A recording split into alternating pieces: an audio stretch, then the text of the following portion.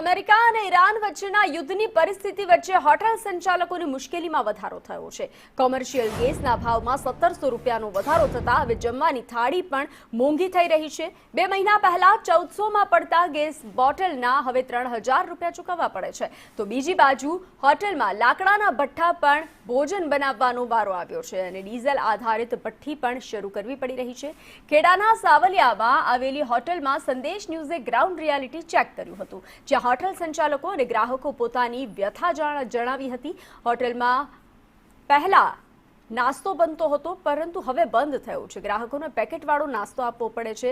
જો આવી સ્થિતિ રહી તો આગામી દિવસોમાં જમવાની થાળી અને અન્ય વસ્તુઓના ભાવ પણ વધે તેવી ચિંતા લોકોએ વ્યક્ત કરી છે।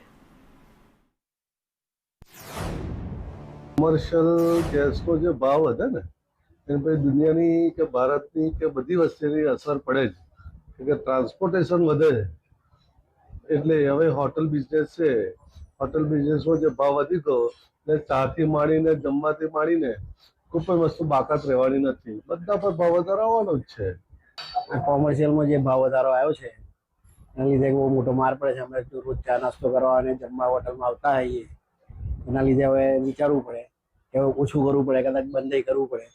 છેલ્લા 30-35 વર્ષથી અમે આ હોટલ ચલાવીએ છીએ, પણ આવી પરિસ્થિતિ ક્યારેય આવી નથી।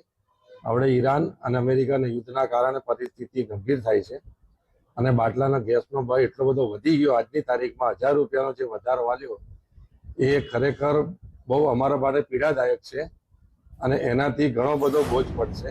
ઈરાન અમેરિકા ઇઝરાયલ યુદ્ધને લઈને સરકાર દ્વારા કોમર્શિયલ ગેસમાં ભાવ વધારો કરવામાં આવ્યો છે। મધ્ય ગુજરાત સાથે ખેડા જિલ્લામાં પણ હોટલ વ્યવસાયને આ કોમર્શિયલ ગેસના ભાવ વધારીની ભારે અસર દેખવા મળી રહી છે।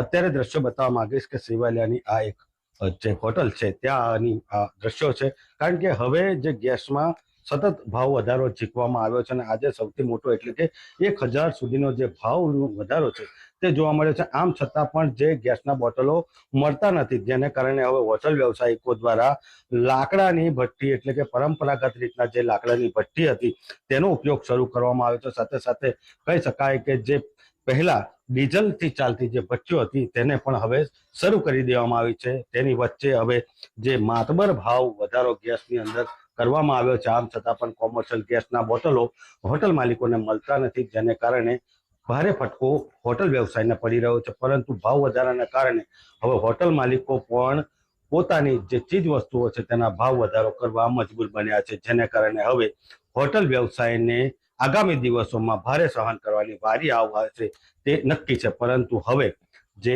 ઈરાન, ઇઝરાયલ અને અમેરિકા વચ્ચેનું યુદ્ધ છે તે તાત્કાલિક પૂરું થાય અને તેને રોકવામાં નહીં આવે તો આગામી દિવસોમાં હજુ પણ પરિસ્થિતિ